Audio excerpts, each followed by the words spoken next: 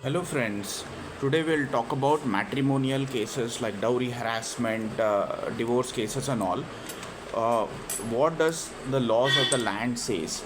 See, like basically, like if a girl is harassed and dowry harassment is being made, and the life of the wife is being made miserable, then she would definitely would like to get out of that particular marriage and would like to move on. In that kind of process, what the girl does is she will approach various well-wishers, advocates, or police and all. So they will mislead her to file cases against the family of the boy, to implicate all of the family members, so that to build up pressure. So these kind of cases have increased of late in the last 1 or 2 decades in the country. So the honorable apex court in the Arnesh Kumar judgment has given specific orders by virtue of section 41A CRPC, which was amended, I guess, in the year 2010, to strictly implement that, because these crimes are falling below 7 years, in which the arrest is not mandatory and only notice is sufficient. So arrest will never take place and the case is being diluted. So the girl will not get justice so easily. It will take years together to bring the guy and his family to justice.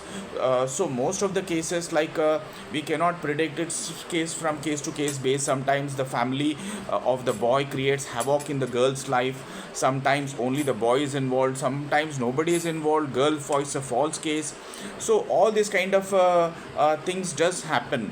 So what is the best way to take it forward? And not only that, in this matrimonial cases, the menace has become so much that the advocates will suggest you to put some kind of wrong statements, like wrong claims of dowry and wrong claims of various issues and all. So what happens at a later stage, when these comes for trial and all the kind of falsehood that you have made against the other party will come out slowly, step by step, and the false and fake documents what you might have fabricated and filed, these all will turn into perjury.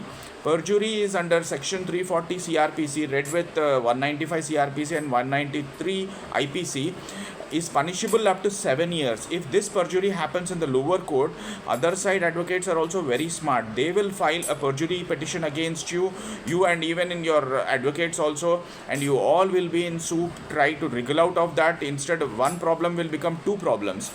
Okay, and once these petitions, whether the IAs or whatever, these petitions go to the high court, the same perjury again you will be committing there.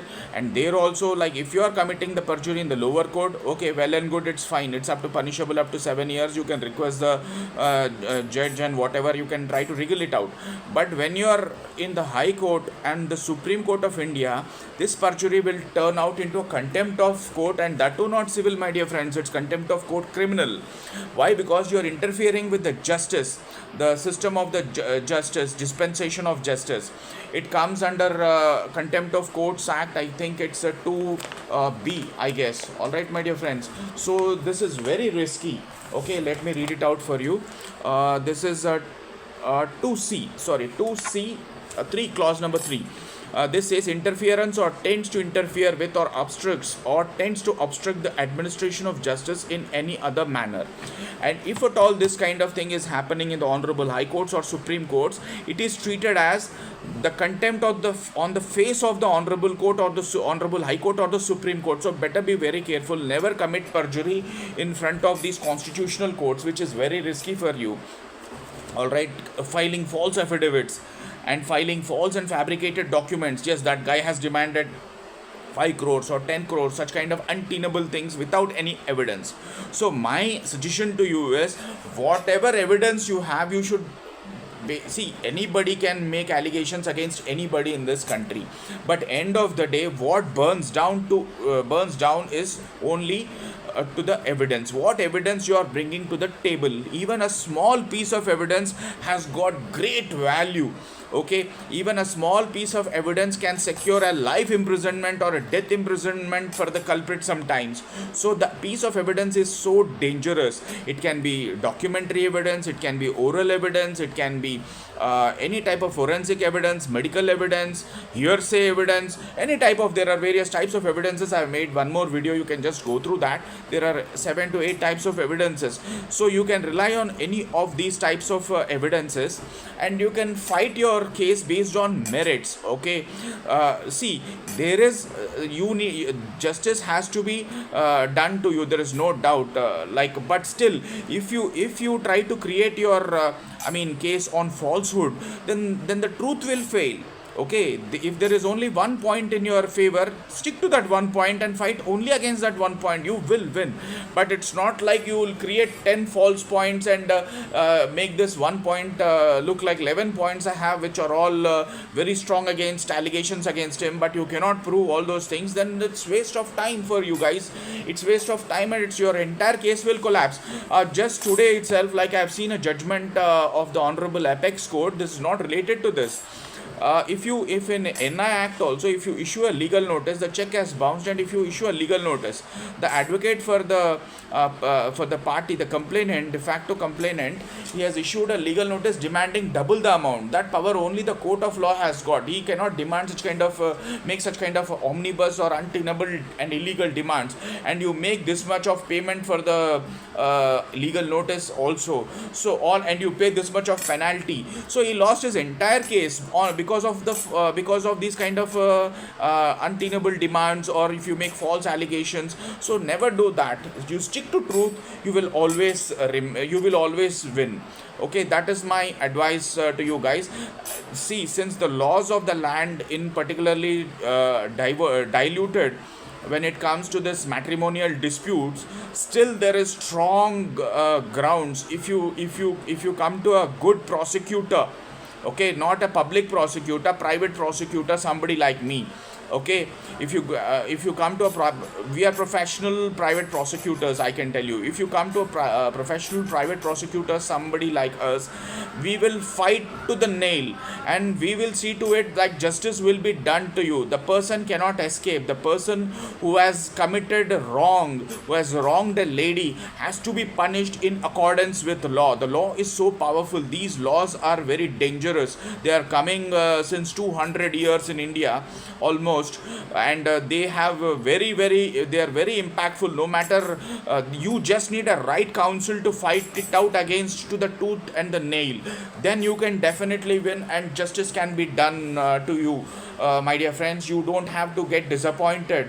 Okay, I would like to personally stick to the girl side, unless and until if a boy comes to me and says like, I've been wronged by the girl, and if he has got strong evidence, I don't think so I will be able to take up such kind of cases.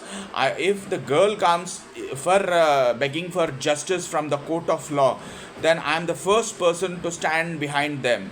Okay, because I'm always my motto is to fight for the people who seek justice. Okay, particularly the crime against women has to stop in the country, because it's very, very sad that in the country where the girls and the women are treated as goddess, such kind of wrongs are happening by such kind of high-handedness and all, which I don't really appreciate. Alright, my dear friends, so you can always trust that there is somebody. If you want any legal advice, any sister want legal advice, she has been wronged by any husband, and she wants legal advice in this kind of particular aspect, she can you are most welcome to take suggestions and legal advice from me. I won't charge you anything for that, and I would like to I will hope that justice will be dispensed as soon as possible to you.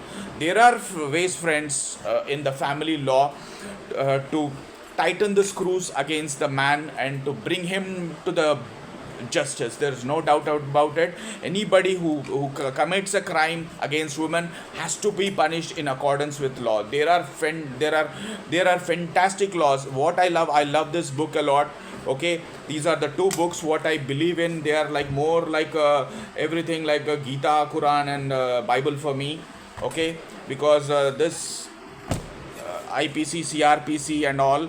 As I told you, almost 200 years back they have made, but they had a vision that whatever crimes are being committed, even after 100, 200, 300 years, they knew it, and they have incorporated in these books. And the Constitution of India, no doubt, gives us fantastic rights, and courts are also more in favor of women. Okay, unless and until there are some kind of stray incidents where the boys also get wrong because of false cases and all, that's a different aspect. All right, but I'm particularly talking about only about crime against women. Even in this divorce and family law also, like if the dowry harassment and all, dowry deaths and all, which are very big menace in our society, which I am dead against such kind of crimes. All right, my dear friends, so if you have any further assistance, you do get back to us. I thank you so much for your audience.